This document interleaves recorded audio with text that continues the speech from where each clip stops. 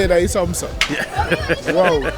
But anyway, you know, take a long drive there to come up to Brasso Seco.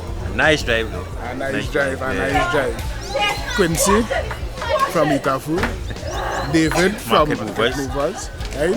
And we come up to the Brasso Seco Indigenous Cook-Off. First time we hearing about it, to tell you the truth. David, you knew about it before? First time I come into it, I heard about it, and I always say I have to reach it. Right. Must reach here. Well, to reach. So you can walk inside and see what it's about, find out, you know, who here, why it's happening, you know, what it have to eat. Because what we need to do after this kind of drive is eat our food. Eat our food, you understand? Right? So there we go. There you go.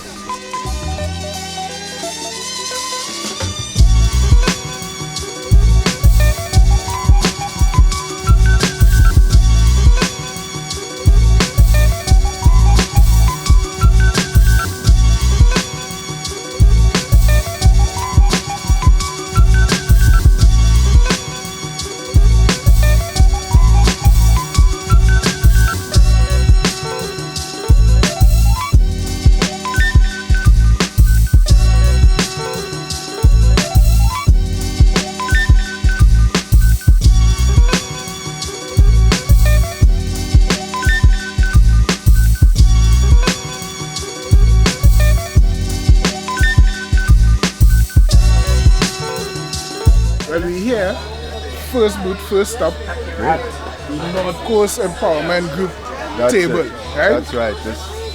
Good, and we're here with Jerry. Hello. Meet Jerry. Hello. Nice to meet you. Tell us about this group.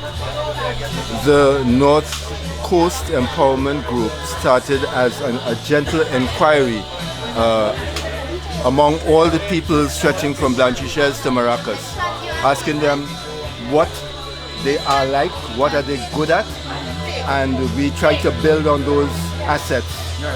And we found out in the process that they're good at a number of things, and we have, since 3 years ago, we started this inquiry, and 18 months ago we formed the North Coast Empowerment Group. So it is the child of the forerunner, which was funded by BGTT. Okay. So BG was interested in having it continue, and the North Coast Empowerment Group is in fact the continuation of that initiative. Right. So what do we do? We find out people, we get the people, and we find a way to unite the people from Blanchishes down to Maracas. And we think we'll have a model for how a community or a community of communities could run. Okay. And as you might know, rural districts have a problem about cohesion and unity. So our message is about that. And that is why we're here today, because Brasso Seco is on the outskirts. Because you notice I said Blanchishes to Maracas. Brasso Seco is a little bit down the road from there. But we have been supported by Brasso Seco, and we have come out to support them because we want all the people of the North Coast and hinterland to join together. And we think that Cunupia to Chaguanas and Point Fortune to Las Lomas could do the same thing. And then we will get a community of people that we call Trinidadian. So this is a model. And if we set it up right, people will follow that, and that's a bold-faced dream. You understand? That's a bold-faced dream. But I mean, it's a big definition too, because it's saying essentially that this is the template for community spirit. This is how we think it should be. Yes, and we are going to. Our watchword is increments. We cannot do it in one big jump. It is totally impossible. It's like trying to swallow a chenet seed. Little by little. And we could do all kinds of things with that. So here we are at Brasso today, doing our bit. We have indigenous spots. That's the part that we come to talk about, really. Right. This is interesting. Food. Oh well, it's an indigenous cookout. From North Coast Empowerment Group, we bring Bonito Pilau, which is a particularly North Coast dish. Bonito is considered a low-value fish.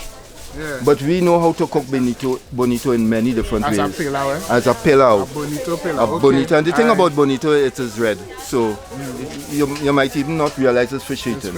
So that's good thing.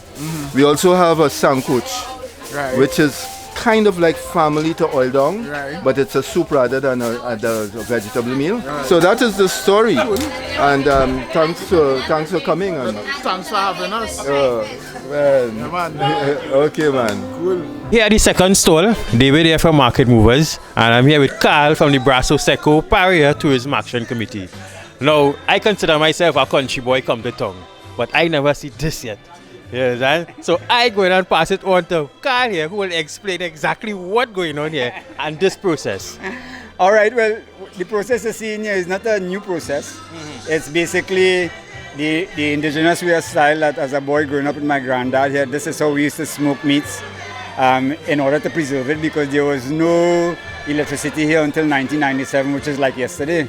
So over the years, you know, this is how we used to smoke meats to preserve it. And I spent many years away and came back. I wanted to give back something to the community, so we formed this group called the Brasso Seco Tourism Action Committee, and we decided that we would actually do an indigenous style cuisine, because no longer we are eating like this anymore. That's true. So that's why people like yourself, who says I never see this before, right? So that's why you're saying that, because, you know, basically we, you know, so this is just keeping the indigenous cuisine alive. And showing people how we used to eat long ago. So you say no electricity until 1997. So you didn't learn this on YouTube? No. You understand? No. So no. if we could come a little closer and you could show us what's going on here. Well, as you could see, our president, Mr. Francois, he is kind of spreading the fire a little bit, because basically the meat is almost ready. Right? So he's just spreading the fire a little bit. But what you're seeing here, this contraption here is called a branca, which is basically the stand that you use for smoking meat. Right? So, and it's a very basic, very simple. It's not rocket science. The fire is underneath. It's an all wooden stand, so the fire never hits the wood. Right. Yeah. It's just the smoke and the heat that dehydrate the meat. Right. So this what you're seeing here is chicken up here. Brasso Seco chicken? Well, it would be nice to say Brasso Seco chicken. But no, it's not Brasso Seco chicken, it's tongue chicken. Tongue chicken, all right. But he get that when Brasso Seco kind of way. Right, so when you do tongue chicken like that, it becomes Brasso Seco chicken, right? So so we're doing chicken here, and we don't only do chicken, but because we're cooking hundreds of meals, right? I can't do everything the same day. Right. So what I'm doing here now is just a demonstration part of the event day. Today, if you go inside here, we have smoked meat, smoked chicken, smoked fish, smoked pork, and all the provisions that the staples, complex carbohydrates. Right. What type of wood are you using here to get our flavor? That's a very good question. So you need to use woods like the wild guava of the forest, hardwoods, right? Because remember, it's taking a lot of heat. So over time, coffee actually gives it a lovely flavor, because coffee would have a nice flavor and it's pretty tough. How long have these chickens been smoking here? Well, this chicken has been smoking, this is about 3.5 hours. It takes about 3.5 hours to smoke basically chicken, right? Which is not the domesticated chicken, but tongue chicken, as we say just now. It takes about 3.5 hours to really smoke it properly. Right? It could even take longer depending upon if you want to dry it out totally. Then it could take even probably 3 to 4 or 5 hours, because that's the whole idea of buccaneering the meats, was that it's for preservation, because no electricity. You need to dry out all the moisture in it, and then almost basically cook it on this, and then recook it when you're going to do it again. Right? So it takes a long time. Depending on what type of meat, it could take a couple days, depending on the type of meat that you're using. So there is no quick pot. There is no quick pot. There is slow cooking, slow food. Slow food. All right, Carl. Thanks again, man. Yes. So we're moving on now, and that was Carl from the Brasso Seco Paria Tourism Action Committee, showing us and informing us a lot there. We're here at the Network for Rural Women Producers, correct? Correct. And this is Valerie. This is Valerie. Nice to meet you, Valerie. Nice to be here. Could you tell us about what the organization is about? Okay, the Network for Rural Women Producers is a chapter member of a bigger group in the Caribbean called Canrup. Right? We try to encourage our women to become entrepreneurs. And to become entrepreneurs, we try to provide them with not only the homegrown skills that they already have, we try to combine that skill with training in every avenue possible that will make them a successful business person.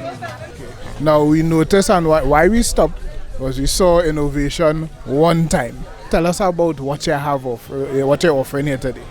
Okay, well, I am just a spokesperson today. With then spokes. But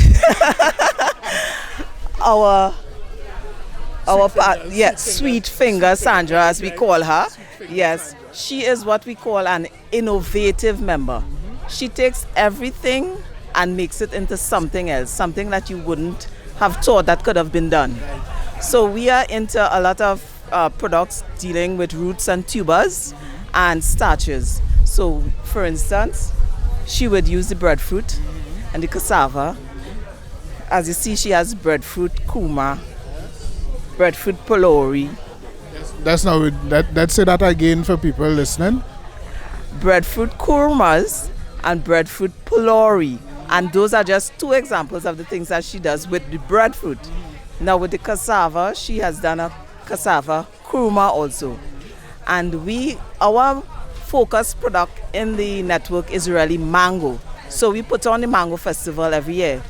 So if you want anything at all to do with mango, just check us. And Sandra does anything you want to eat with mango, you can get it.